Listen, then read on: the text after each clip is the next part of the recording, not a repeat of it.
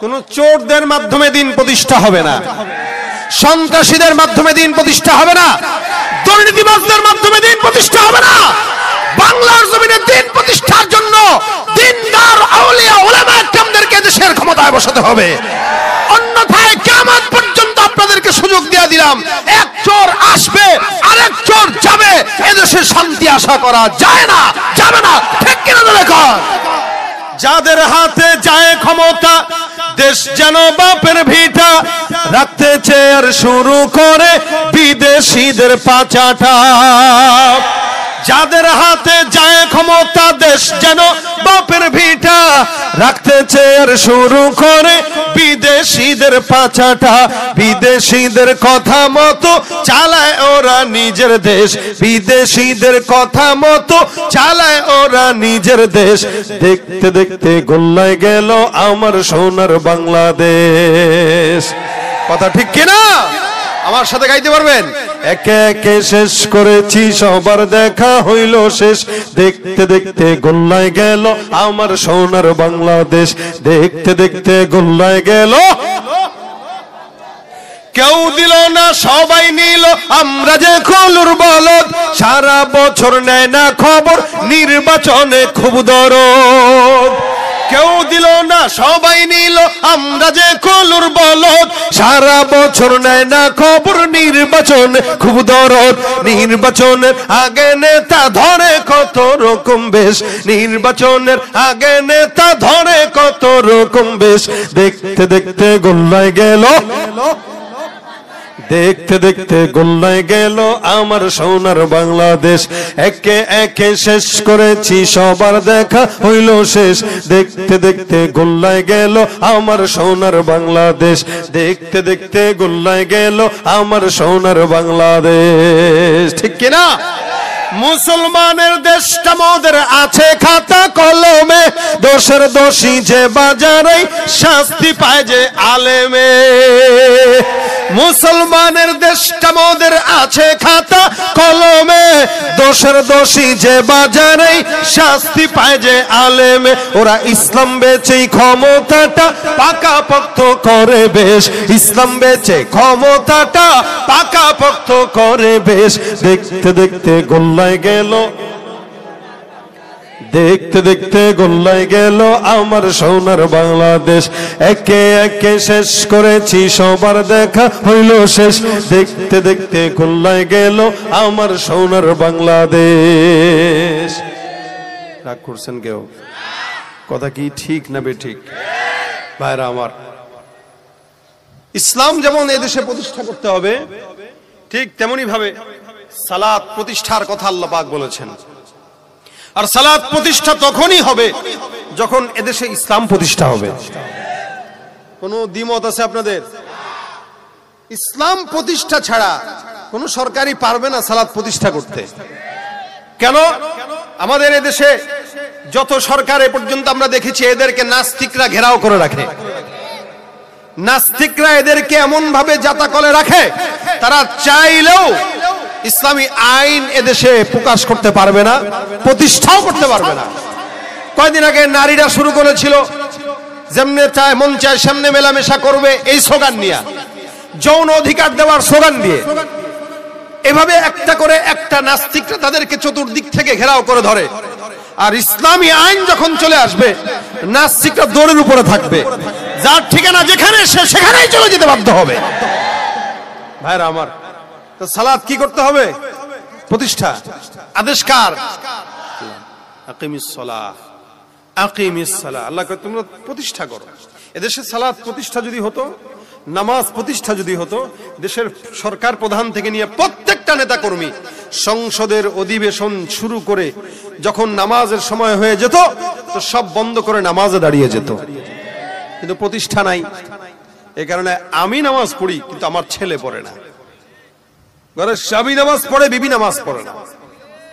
অথচ নামাজ আগে না কাজ আগে? আমরা গজল শুনি, ওই যে নামাজকে বলো না কাজ আছে, কাজকে বলো আমার নামাজ আছে। আমাদের হালত হলে এরকম, আরে দোকানটা খোলা, এখন যদি নামাজ পড়তে যাই তাহলে তো ঝামেলা। এজন্য দোকান আগে, নামাজ পড়ে, অথচ নামাজ আগে দোকান। আল্লাহ বলেন ইদা নুদিয়া লিস-সালাহ মিন ইয়াউমিল জুমআ ফাসআউ ইলা যিকরিল্লাহ ওয়া দারুল বাই', তোমরা দোকানপাট বন্ধ করে আল্লাহর জন্য নামাজে দৌড় দাও। বলেছেন কে? আল্লাহ।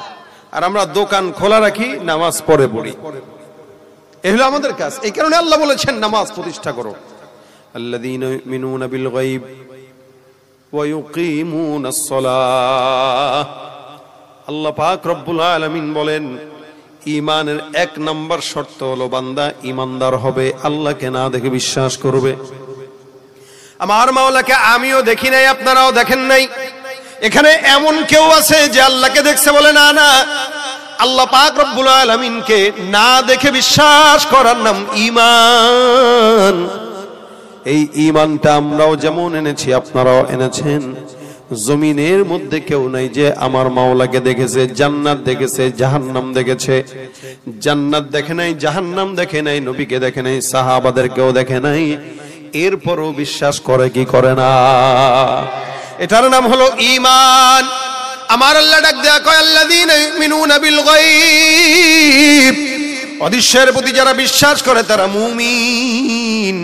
এই মুমিনরা ঈমান আনার পর তারা 1 নাম্বার কাজ যেটা করবে, আল্লাহর নবীর কোন সাহাবী যদি ঈমানদার হয়ে যেতেন, নবীর কাছে প্রশ্ন করতেন, ইয়া রাসূলুল্লাহ আমরা ঈমানদার হয়ে গেলাম, এখন আমাদের জন্য সর্বপ্রথম কাজ কি পয়গম্বর একটু বর্ণনা করে দেন। নবী আমার বলতেন, ঈমানদার যেহেতু হয়ে গেছো, এখন তোমাদের জন্য সর্বপ্রথম কাজ তোমরা সালাত আদায় করো, প্রতিষ্ঠা করো। কারণ ঈমানের পরে বান্দার জন্য নামাজের আগে অন্য কোনো কাজ আর হতে পারে না। এই জন্য আমার আল্লাহ পাক ঈমানদারদের ঈমানের গুণের পরে নামাজের গুণের কথা বললেন। আল্লাযীনা ইউমিনুনা বিল গায়বি ওয়া ইউকিমুনাস সালাহ, যারা ঈমানদার আল্লাহকে না দেখে বিশ্বাস করে না, এরা আবার আল্লাহকে না দেখে বিশ্বাস করার পর আল্লাহকে সিজদা দেয়, আল্লাহর কদমে সিজদা দেয়, 24টা ঘন্টায় আল্লাহর জন্য ইবাদত করে। এই জন্য আল্লাহ পাক রব্বুল আলামিন বলেন, বান্দা যদি নামাজ আদায় করে, এখানে আমিও যেরকম গুনাহগার আপনারাও গুনাহগার, এমন কোন বান্দা নাই যেই বান্দাটা গুনাহ করে না। সমাজের ভিতরে যত মানুষ আছে প্রত্যেকটা মানুষের কম আর বেশ গুনাহ আছে, গুনাহ নাই এমন কেউ নাই। এই মুসলমান নবীর উম্মতের দল আল্লাহ পাক রব্বুল আলামিন বলেন, বান্দা গুনাহ যদি হয়ে যায় টেনশনের কারণ নাই। আল্লাহ পাক রব্বুল আলামিন বলেন, উতলু মা উহিয়া ইলাইকা মিনাল কিতাবি ওয়া আকিমিস সালাহ ইন্নাস সালাতা তানহা আনিল ফাহশাই ওয়াল মুনকার। বান্দা গুনাহ হোক টেনশনের কারণ নাই। কোন বান্দা যদি সালাত প্রতিষ্ঠা করে নেয়, ঠিকমতো আদায় করে, নিজেও পড়ে অন্যকেও পড়ায়, এই টাইপের বান্দাদেরকে নামাজ যাবতীয় অশ্লীল কাজ অনিচ্ছায় গুনাহ থেকে আল্লাহ পাকের এই বান্দাকে নামাজ তাকে হেফাজত করে দিবে। সুবহানাল্লাহ। এমনি একটা গুনাহ হয়ে গেল, আল্লাহ পাক রব্বুল আলামিন বলেন না, নামাজ তারা হেফাজত করবে, করতে দিবে না। নামাজি বান্দা চিন্তা করবে, আরে আমি নামাজ পড়ে আসলাম, এখন আবার এই গুনাহ কেমনে করি? নামাজ আদায় না করলাম, কেমনে মানুষকে গালি দেই? নামাজ আদায় করলাম, কিভাবে মানুষের সঙ্গে মিথ্যা কথা বলি? নামাজ আদায় করলাম, কিভাবে মানুষকে ঠকাই? নামাজ আদায় করলাম, কিভাবে মানুষের হক নষ্ট করি? নামাজ আদায় করলাম, আরেকজনের মাল কেমনে চুরি করি? নামাজ না আদায় করলাম, কিভাবে একজনের সঙ্গে ওজনে কম দেই? নামাজ না আদায় করলাম, কিভাবে আরেকজনের ব্যাপারে তার অগোচরে গীবত শিকায়াত করি? এই বান্দা যখন ঠিকঠাক মতো নামাজ আদায় পড়বে, আল্লাহ বলেন নামাজটাই বান্দার সব গুনাহ থেকে বান্দাকে টেনে ধরে জান্নাতের দিকে নিয়ে যাবে। নামাজ যদি ঠিক থাকে তাহলে। এখন আপনারা বলবেন, আমাদের দেশে তো নামাজই দেখি, নামাজও পড়ে, দুর্নীতিও করে। আমাদের দেশের কিছু মুরব্বীরা আছে, নামাজ আদায় করলো, মসজিদ থেকে মাত্র বের হইল, এই মসজিদ থেকে বের হওয়ার সাথে সাথে নামাজটা ধরায় দেখবেন সিগারেট ধরায় দেয়। আসেনি? নামাজ পড়া বের হয়ে সিগারেট ধরায়, নামাজ পড়া বের হয়ে গাঁজা টানে, নামাজ পড়া বের হয় চায়ের দোকানে বসে বসে স্কুল ছুটি দেয় কখন সেদিকে নজর দিয়া, ঘড়ির দিকে তাকায় তাকায় সিঁড়িদের দিকে নজর দেয়। নামাজও পড়ে, নামাজও পড়ে, গুনাহ ছাড়ে না। নামাজ পড়ে দুর্নীতি ছাড়ে না, নামাজ পড়ে জেনা ছাড়ে না, ব্যভিচার ছাড়ে না। নামাজ পড়ে ওই যে খালি গল্প শুনতাম 80 রাকাত তাহাজ্জুদ পড়ি আমিও, হইছে না? কথা কয় না এরা। 80 রাকাতের তাহাজ্জুদ ওয়ালা, 70 রাকাত তাহাজ্জুদ ওয়ালা, 24 ঘন্টা তাহাজ্জুদ পড়ে, নফল নামাজ পড়ে। কিন্তু জনগণের টাকা নিজের মনে করে বিদেশের মধ্যে পাচার করে সুইস ব্যাংকে রেখে দেয়। যারা নামাজও পড়ে জনগণের টাকাও খায়, যারা নামাজও পড়ে জনগণের টাকাও চুরি করে, যারা নামাজ পড়ে জনগণের দিনের ভোট রাতে নিয়ে নেয়, যারা নামাজ আদায় করে জনগণের চাঁদাবাজি করে দোকান থেকে টাকা নেয়। এ মুসলমান এগুলা নামাজি দাবি করতে পারে, কিন্তু আল্লাহর আমলনামার খাতায় একটাও নামাজি না, সব হলো ধান্দাবাজ। নামাজ কোনো বান্দা পড়লে জিন্দেগিতেও গুনাহ করবে না, নামাজ কোনো বান্দা করলে জিন্দেগিতেও জেনা ব্যভিচার করবে না, নামাজ কোনো বান্দা করলে ওজনে কম দিবে না, নামাজ কোনো বান্দা করলে কারো গীবত শিকায়াত করবে না, অর্থাৎ কোনো কথা ঠিক নেই। তাহলে এই যে বললাম যে হাত তুললো না কেন, হুজুর এটা কি হাত তোলা যায়? আমি নামাজ পড়ি না কেমনে বলি? এজন্য আমাদের দেশের চোরটাও মসজিদে যায় নামাজ পড়তে না, চুরি করতে, কিন্তু নামাজের সুরতে যায়। জানে যে চুরি করতে গেলেও নামাজের সুরতে গেলে কেউ বুঝবে না, কিন্তু ডাইরেক্ট চোরের বেশে গেলে তো বুঝে ফেলবে, ধরা খেয়ে যাবো। দুর্নীতিবাজটাও সারা জিন্দেগি দুর্নীতি করলেও ভোটের আগে যায় মসজিদে, হুজুর দোয়া করেন আমি কিন্তু নামাজ পড়ি, ভোটটা দিয়েন। কথা কয় না, কয়নি এটা? আচ্ছা, কোন নামাজি বান্দার কি বলা লাগে যে আমি নামাজি, আমার ভোট দিয়েন বলা লাগে? আমি আপনাদেরকে আরেকটু সহজ করে বুঝাই। যদি এখানে তো বিয়ে করছেন সবাই, যারা সামনে আছেন মুরব্বি যারা, অধিকাংশ কারা কারা বিয়ে করেছেন হাতটা তুলে দেখেন। আল্লাহু আকবার, হাত নামান। যারা বিয়ে করে নাই তারা হাতটা তুলে তো জোরে সরে তাকবীর, লিল্লাহে তাকবীর। বয়স হয়ে গেলে আল্লাহ বিয়ের ব্যবস্থা করে দেখ। খুশি হয়ে গেছে এরা। পোলাপান্ডে এর চেয়ে বড় খুশির সংবাদ আর কি হইতে পারে? বিয়ের দোয়া করছে, মাশাআল্লাহ।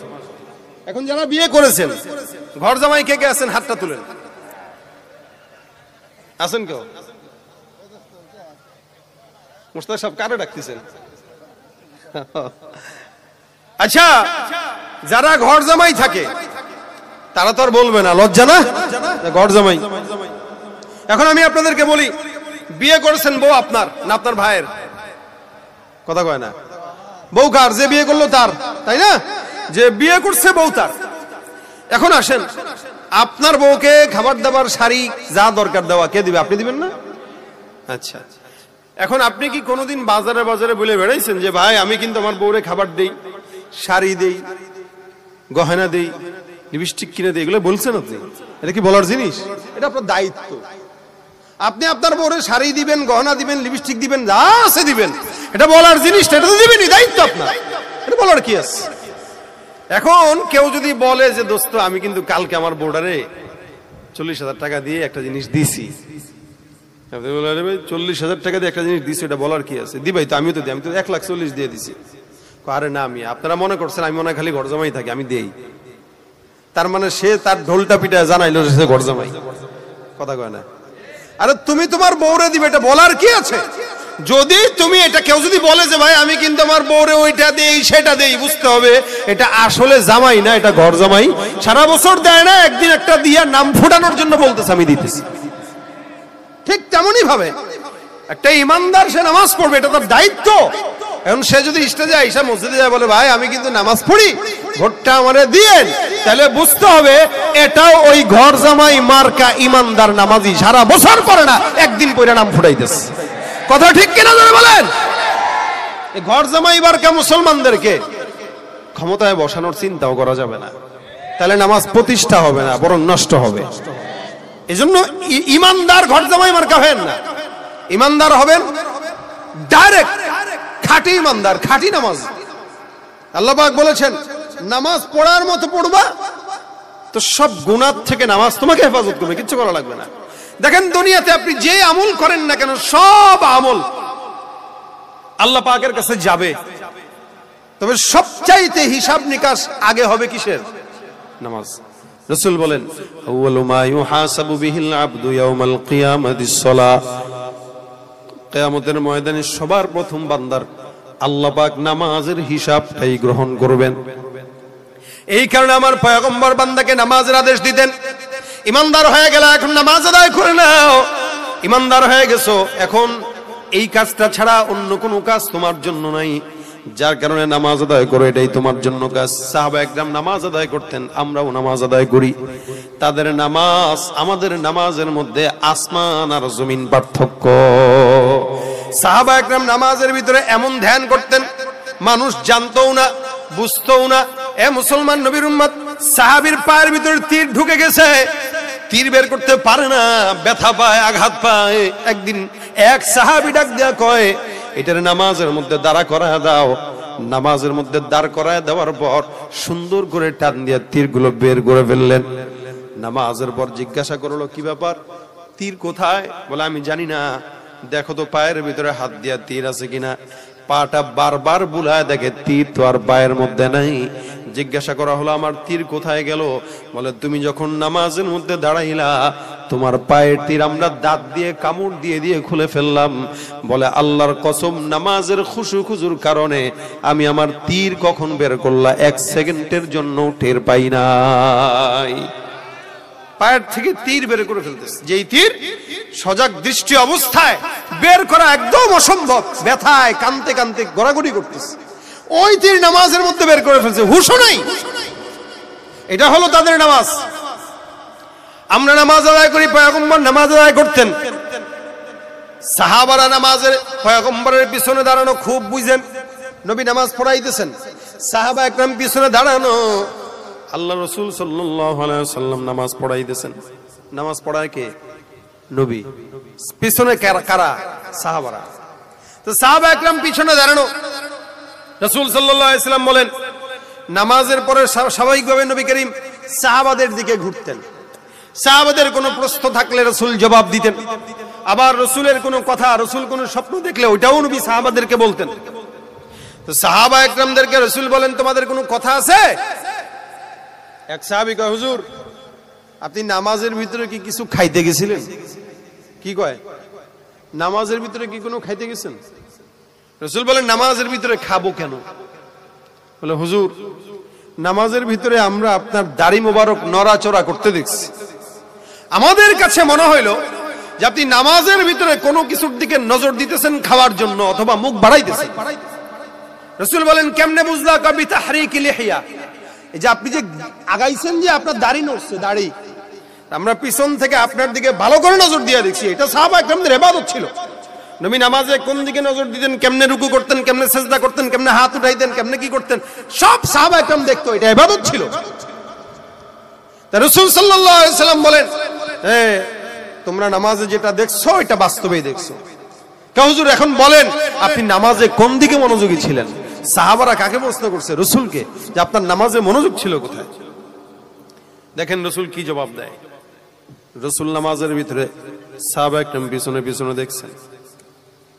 আমার পয়গম্বরকে এবার সাহাবা একরাম যখন জিজ্ঞাসা করলেন, ইয়া রাসূলুল্লাহ নামাজের ভিতরে কি করতেছিলেন? পয়গম্বর ডাক দিয়া কয়, নামাজের মধ্যে যখন আমি দাঁড়াইলাম আর তেলাওয়াত করতে লাগলাম, আমি নামাজের মধ্যে খুশু খুজুটা এমন গভীরের মধ্যে ছিল, আল্লাহর কসম আমার আল্লাহ পাক রব্বুল আলামিন নামাজের ভিতরে আল্লাহর জান্নাতের আঙ্গুরের থোকাগুলো আমি পয়গম্বরের চোখের সামনে তুলে ধরেছে।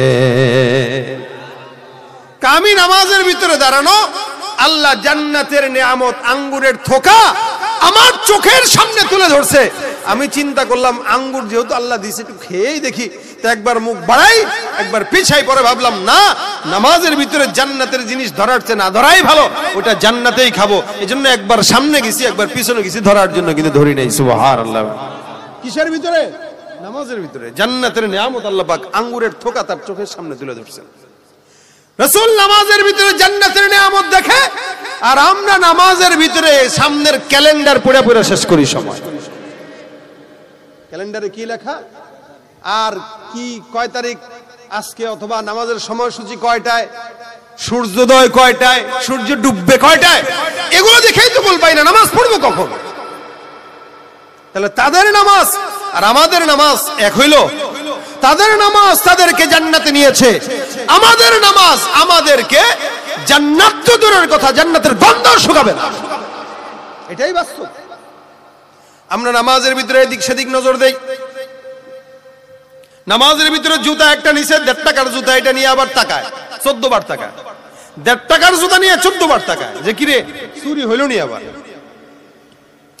এক সাহাবীর গল্প শুনাই, আবু তালহা রাদিয়াল্লাহু তাআলা আনহু, নাম শুনছেন তো? হ্যাঁ, সাহাবা একরামদের নাম আপনারা জানেন না অনেকে, বিশেষ করে আমাদের এই যুব সমাজদেরকে যদি জিজ্ঞাসা করি 10 জন সাহাবীর নাম বলো, 4 জনের পরে ব্রেক হয়ে যাবে। আবু বকর, ওমর, ওসমান, আলী, 4টার পরে ব্রেক, আর পারবে না।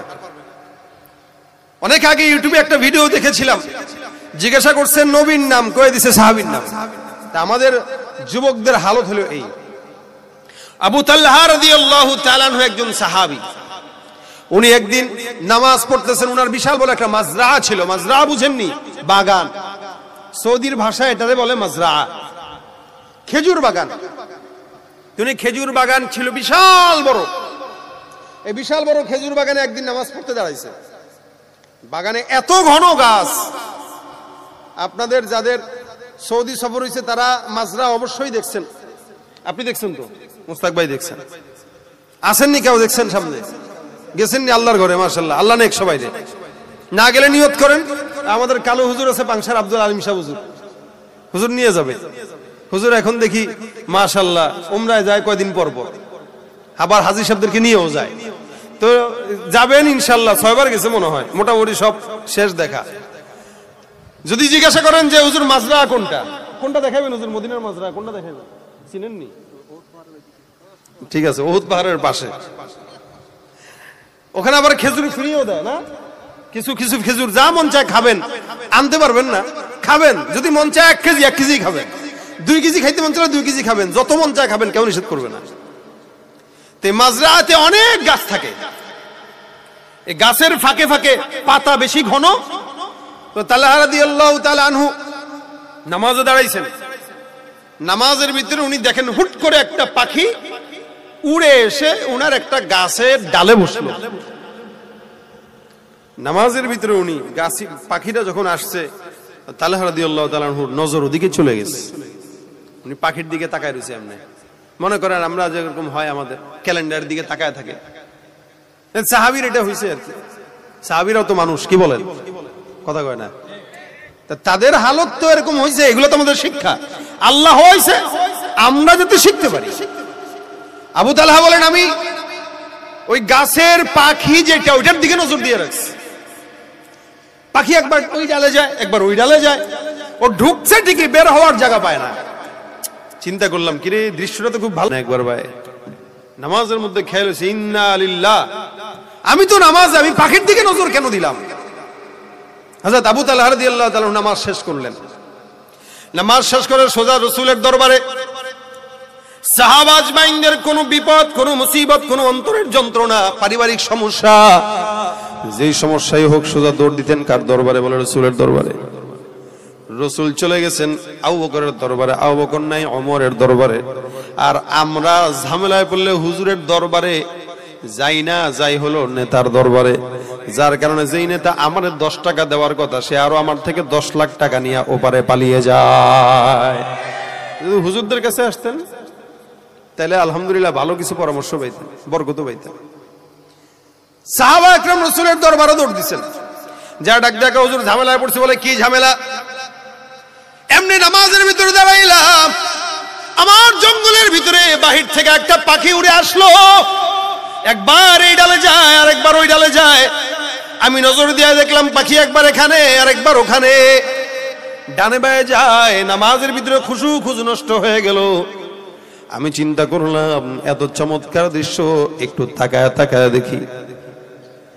এই পাখির দিকে নজর দিতে দিতে আমার নামাজের খুশু কখন নষ্ট হইল আমি টেরও পাই নাই।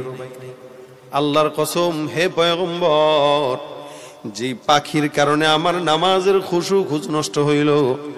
আর ওই পাখিটা কেন আসলো? বলে বাগান থাকার কারণেই আসলো। বাগানের ভিতরে গাছ যদি না থাকতো পাখি আসতো না, আর পাখি যদি না আসতো নামাজের খুশু নষ্ট হইতো না। নামাজের খুশু যদি নষ্ট না হইতো, আমার আল্লাহর সঙ্গে আমার তাল্লুক নষ্ট হইতো না। মনে রাখবেন, একটা নামাজের মাধ্যমে বান্দার সঙ্গে কার মুআমালা হয়? বলে আল্লাহর। নামাজ এমন একটা ইবাদত, যে ইবাদতের মাধ্যমে বান্দার সঙ্গে আল্লাহ পাক রব্বুল আলামিনের সম্পর্ক গভীর হয়ে যায়। আল্লাহ পাক ডাক দিয়া কয়, এ পয়গম্বর মূসা, তোমার সঙ্গে আমি আল্লাহ যখন মন চায় তখন কথা বলি না, নির্দিষ্ট সময়, নির্দিষ্ট টাইমে, নির্দিষ্ট জায়গায় তুমি যখন চাও তখন আমি আল্লাহ বলি না, যখন আমি আল্লাহ চাই তখন তোমার সঙ্গে কথা বলি। আখিরি জামানায় এমন একদল উম্মতকে পাঠাবো যারা আখিরি নবী পয়গম্বর মুহাম্মদুর রাসূলুল্লাহ সাল্লাল্লাহু আলাইহি ওয়াসাল্লামের উম্মত। ওই বান্দারা যখন মন চাবে নামাজের মধ্যে দাঁড়াবে, আর নামাজের মাধ্যমে আমি আল্লাহ বান্দার সঙ্গে সরাসরি কথা বলা শুরু করে দিব। বান্দার সঙ্গে আল্লাহ পাক নামাজের মাধ্যমে সরাসরি কথা বলবেন, এতে কোনো সন্দেহ নাই। শুধু তাই না, নামাজ এমন একটা ইবাদত, যে ইবাদতে বান্দার সঙ্গে আল্লাহর যে কথোপকথন হয়, যে কনভারসেশনটা হয়, আমার আল্লাহ পাক রব্বুল আলামিন বলেন মুসা পয়গম্বরের সঙ্গে আমি আল্লাহর কথা হয়তো যখন মাঝখানে 70,000 নূরের পর্দা থাকতো, কিন্তু আমি আল্লাহ পাক আমার উম্মতদের বান্দাদের সঙ্গে যখন কথা বলবো, আমার মাঝে আখিরি নবীর উম্মতের মাঝে 70,000 কেন একটা পর্দাও থাকবে না। আমি আল্লাহ আমার বান্দাদের সঙ্গে সরাসরি কথা বলা শুরু করে দিব। নামাজের মাধ্যমে বান্দা আল্লাহর সঙ্গে কথা বলে। বান্দা যখন বলে আলহামদুলিল্লাহি রাব্বিল আলামিন, আমার আল্লাহ আসমান থেকে আওয়াজ দিয়া জানায় দেয় হামিদানি রব্বি, এ ফেরেশতারা সাক্ষী থাকো, বান্দা আমার সঙ্গে কথা বললো। আমি আল্লাহ বান্দার সঙ্গে নামাজের আয়াতের মাধ্যমে বান্দার সঙ্গে সরাসরি কথা বললাম। আল্লাহর সঙ্গে বান্দা নামাজের মাধ্যমে কথা বলে নেয়। এ মুসলমান নবীর উম্মত, আবু তালহা বলেন যেই বাগান আর পাখি আমার নামাজের খুশু নষ্ট করলো। এত বিশাল বড় একটা বাগান, যেই বাগানে শত শত গাছ, ওই গাছটা, ওই বাগানটা রাসূলকে ডাক দেয়া বলে ইয়া রাসূলুল্লাহ, যেই বাগানটার কারণে পাখি ঢুকলো, পাখির কারণে আমার নামাজের খুশু নষ্ট হইল। ইয়া রাসূলুল্লাহ, ওই বাগান আমি আমার মালিকানা রাখতে চাই না, ওই বাগানটা আমি পয়গম্বর আপনার জন্য আল্লাহর রাস্তে সুন্দর করে আমি লিখে দিয়া দান করে দিলাম। একজন নামাজি সাহাবী নামাজের খুশু একটা পাখির কারণে কোন জায়গা থেকে উড়ে আসার পর এই পাখিটার কারণে তার খুশু নষ্ট হইল। গোটা বাগানটাকেই রাসূলের জন্য খাদেম হিসেবে খেদমতে পেশ করে দিলেন। আর আমরা 100 টাকার বাটা জুতা নিয়ে মসজিদে যাই, 14 বার নামাজের মধ্যে জুতার দিকে নজর দেই। তা আমাদের নামাজ কেমন হবে বলে? এজন্যই নামাজই আছে, কিন্তু এক একটার চেহারা মসজিদে আমি যখন আমি এটা ফিল করি, আপনারাও ফিল করেন কিনা আমি জানি না। মসজিদে যখন আপনারা যান, জুমার নামাজে যায় দেখেন শত শত হাজার হাজার মুসল্লি হয়, একটার চেহারাও মানুষের চেহারা মনে হয় না। এক মনে হয় সবগুলা চোর, বাটপার, সন্ত্রাস, দুর্নীতিবাজগুলো নামাজ পড়তে আসছে। সবগুলা মনে হয় শয়তান। এক একটার চেহারা, না চেহারায় কোনো নূর, না চেহারায় কোনো ঈমানের আলামত। অথচ আল্লাহ পাক বলেন সীমাহুম ফি বুজুহিহিম মিন আসারিস সুজুদ, ঈমানদারদের চেহারায় সিজদার দাগ দেখা যাবে, নূর দেখা যাবে। আরে ভাই, কিয়ামতের ময়দানে আল্লাহ পাক রব্বুল আলামিনের হাবিব শুধুমাত্র বান্দার এই সিজদার জায়গাগুলো দেখে দেখে দেখে দেখে উম্মতদেরকে জান্নাতে দান করে দিবেন, দেখে নিয়ে যাবেন, চল এগুলো সব সিজদাওয়ালা, জান্নাতে চল। সুতরাং আমরা সিজদা দেই, কিন্তু আমাদের সিজদা কতটুকু মাওলার দরবারে কবুল হয় আমরা জানি না। এই জন্য ভাইরা আমার, এমন সিজদা দেন যেই সিজদা চেহারায় নূর আনে, যেই সিজদা চেহারার নূরের ঝলমলা দিয়ে, যেই সিজদার কপাল আপনার জন্য জান্নাতের ওসিলা হবে, এমন সিজদা দেন। খালি সিজদা উঠলেন আর বসলেন, এটার নাম সিজদা নয়। এটা আল্লাহর সঙ্গে দুষ্টামি, ফাইজলামি ছাড়া অন্য কোনো কিছু হতে পারে না। এই জন্য ভাইরা আমার, নামাজ তো পড়ি, 5 ওয়াক্ত পড়ি। যদি 50 ওয়াক্ত থাকতো করতাম কি বলেন? এই 5 ওয়াক্ত যদিও আমরা পড়ি, কিন্তু আল্লাহ পাক সওয়াব দেয় 50 ওয়াক্তের। কয় ওয়াক্তের? 50 ওয়াক্তের সওয়াব।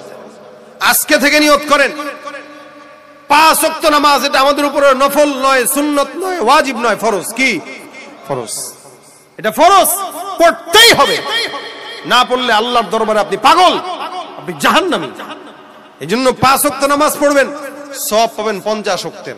আপনি একা পড়বেন না, আপনার বিবিকে পড়াবেন। যেই ঘরে নামাজ নাই ওই ঘরে বরকত নাই, যেই সমাজে নামাজ নাই ওই সমাজে বরকত নাই, যেই নেতা নামাজ পড়ে না ওই নেতার দ্বারা কোনোদিন এলাকায় ভালো কিছু আশা করা যায় না। এই জন্য প্রত্যেকটা মানুষ, শুধু হুজুরের জন্য না, প্রত্যেকটা মানুষের জন্য নামাজ জরুরি, ফরজ।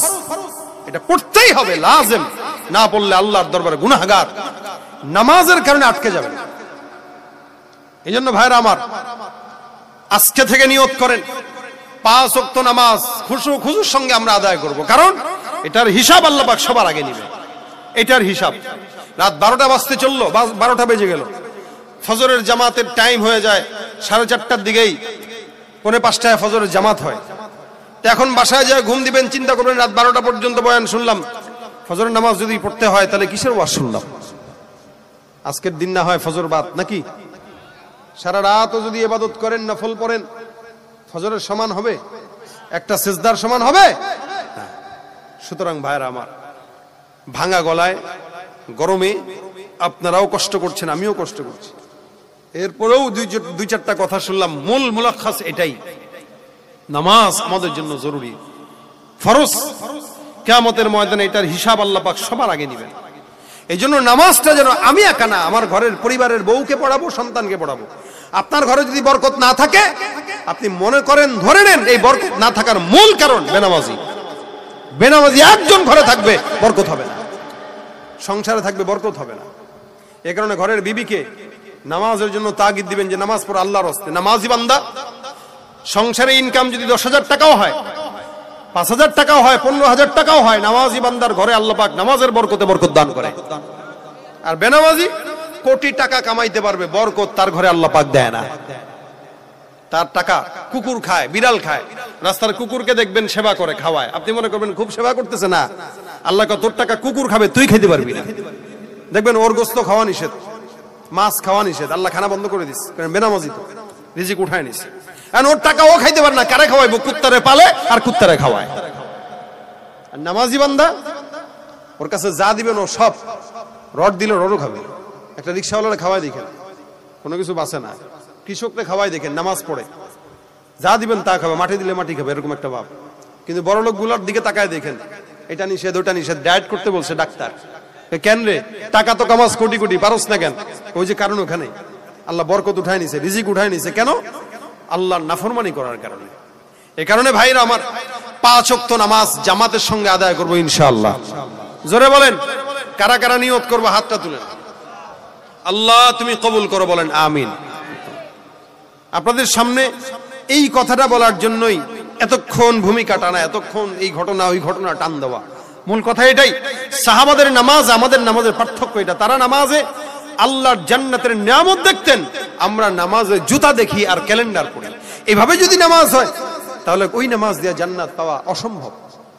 আল্লাহ পাক এজন্য ঘরের মহিলাদেরকে নামাজি বানাবেন বেশি, কারণ মহিলার থেকেই সংসার। একটা পুরুষ নামাজ শিখে, সন্তান নামাজ শিখে, ঘরের বিবি চাইলে ঘরের প্রত্যেকটা মানুষকে নামাজি বানাইতে পারে। আজকের এই মাদ্রাসা আয়েশা রাদিয়াল্লাহু তাআলা আনহার নামে, এই মাদ্রাসার আপনার সন্তানকে মাদ্রাসায় দিবেন, আপনার মেয়েকে মাদ্রাসায় দিবেন, যাতে আপনার মেয়েটা নামাজি হয়। নয়তো আপনার মেয়ে যদি নামাজি না হয়, তাহলে আপনার এই মেয়ের কারণে সমাজের আরো হাজারো যুবক ধ্বংস হবে, জাহান্নামের পথে যাবে।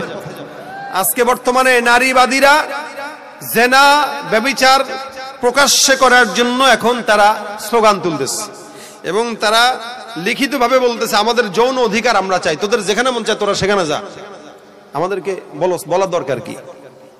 তোরা তো করছি আকাম, বলার দরকার আছে? আগেও করছিস, এখনো করবি, কর, সমস্যা নাই, কিন্তু অধিকার চাই মানে কি? তোদেরকে কেউ নিষেধ করছে? আপনি যদি আপনার সন্তানকে স্কুলে দেন, মাদ্রাসায় দেন, না দেন, তাহলে এক সময় এরাও হয়তো, আল্লাহ না করুক, তসলিমা নাসরিনের অনুসারী হতে পারে। কিন্তু যদি মাদ্রাসায় দেন, কোরআনের শিক্ষার কারণে ইনশাআল্লাহ বিপদগামী হওয়ার সম্ভাবনা নাই বললেই চলে। এই জন্য কথিত আছে, শিক্ষিত মা দাও, আমি তোমাদেরকে শিক্ষিত জাতি উপহার দেব। তো ভাইরা আমার, শিক্ষিত মা বানানোর জন্য আয়েশা রাদিয়াল্লাহু তাআলা আনহার মতো মহিলা মাদ্রাসা, এই টাইপের মহিলা মাদ্রাসাগুলোতে আপনার সন্তানকে দেন, কোরআন শিখান, হেফজ করান, কিছু কিতাবখানায় দিয়া মাসলা মাসাইল শিখানোর পরে এবার আলিয়াতে পড়ান, ডাক্তার বানান, যা মারবে তখন আল্লাহ পাক দুনিয়া তার পায়ের গোড়ায় এনে ফেলায় দিবে।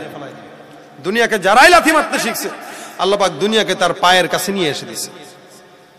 এই জন্য এই মাদ্রাসার পাশে থাকবেন, মাদ্রাসা আপনাদের বাচ্চাদেরকে দিবেন।